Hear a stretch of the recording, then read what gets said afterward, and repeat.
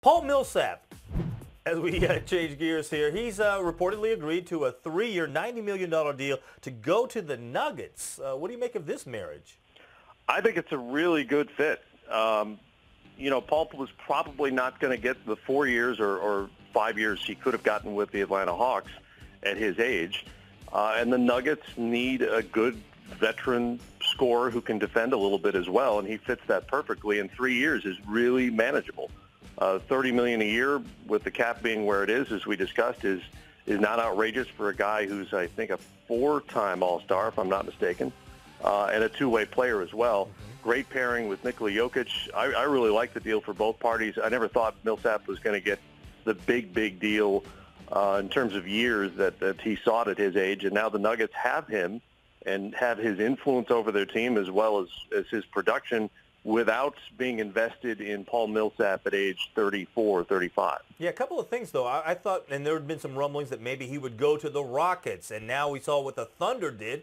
Maybe the Thunder, too. Why the Nuggets?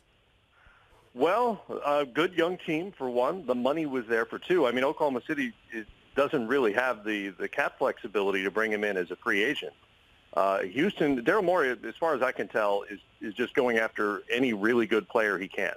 Regardless of fit or cap circumstances or roster, if there's an all-star player out there, he's going to investigate and be aggressive and see if he can find a way to get him onto the Rockets roster.